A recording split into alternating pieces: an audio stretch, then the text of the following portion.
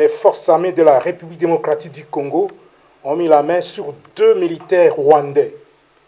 Il s'agit de l'adjudant Habyarimana Jean-Pierre, matricule AP de 27 779, et du soldat de rang Uwajeneza Muhindi John alias Wadje. L'armée révolutionnaire congolaise tient à rappeler à l'opinion nationale et internationale que, contrairement à ses propos indits et incongrus, le M23 est un mouvement politico-militaire congolais et ne bénéficie d'aucune aide, ni de près, ni de loin, d'un quelconque pays voisin.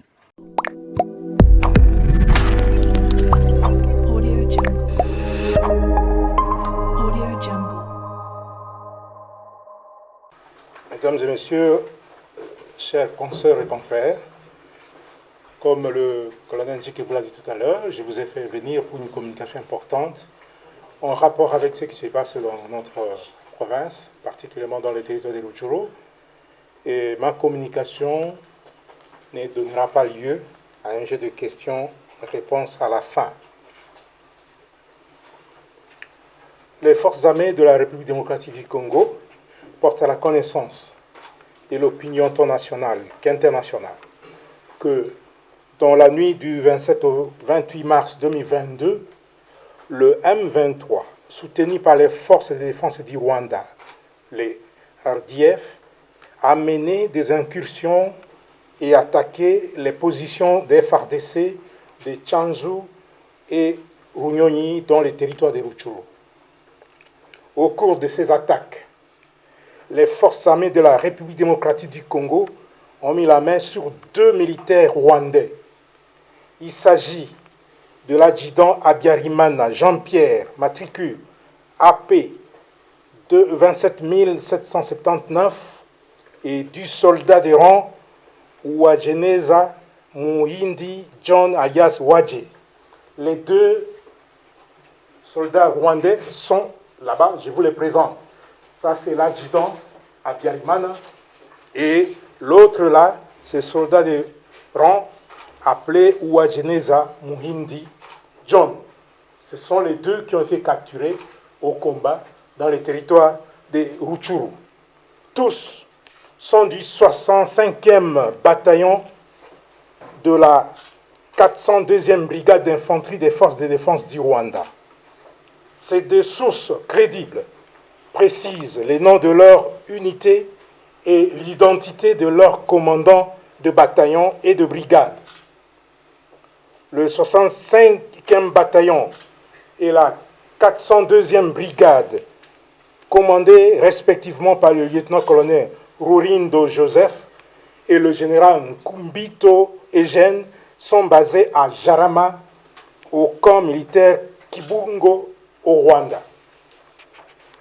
Au regard des informations fiables fournies par ces 2 sources crédibles, les FARDC s'interrogent sur le sens de la mutualisation des efforts en vue des opérations conjointes avec un partenaire qui ne respecte ni ses engagements vis-à-vis de la RDC, encore moins sa propre parole à l'occasion des différentes rencontres et échanges entre leaders à tous les niveaux. Nonobstant l'évolution de la situation sur le terrain, les FARDC tiennent à rassurer la population congolaise que toutes les dispositions sont prises pour établir rapidement l'autorité de l'État et restaurer la paix à Tchanzu et Runyonyi. Les forces armées de la République démocratique du Congo demandent par ailleurs à la courageuse population du Nord Kivu, longtemps meurtrie et qui a tant souffert des tueries, des enlèvements, des déplacements et d'exactions de toutes sortes, d'adopter une attitude patriotique, de se mobiliser derrière les forces armées pour barrer la route à ses ennemis de la paix. Elle doit, cette population courageuse du Nord Kivu, dénoncer tout mouvement suspect, toute personne suspecte et toute action susceptible de contribuer à la dégradation de la paix et à la dégradation de la situation sécuritaire.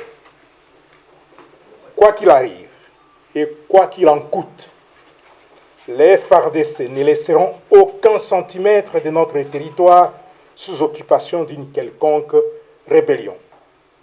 Les forces armées de la République démocratique du Congo rappellent enfin que dans la conduite des opérations, elles vont accomplir leur mission constitutionnelle avec détermination dans le strict respect de leur serment de ne jamais trahir le Congo. Mise au point de l'armée révolutionnaire congolaise barre 1-23.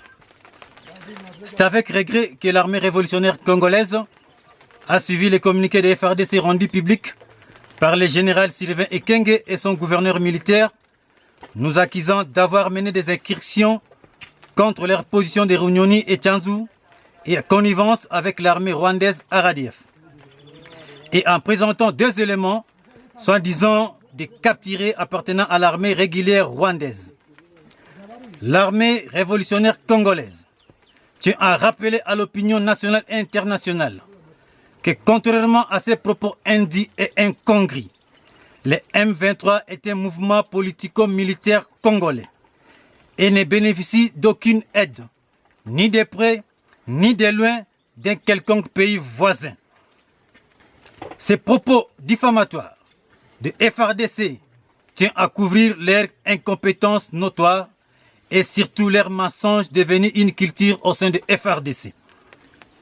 Concernant les incursions de l'armée révolutionnaire congolaise à Tchanzu et à Runyoni et ailleurs, en date du 27 au 28 mars 2022, nous tenons à rappeler que c'est depuis le mois d'octobre 2021 que nous subissons des attaques à répétition de la part de l'armée gouvernementale et leurs alliés FDLR et des Cirquois.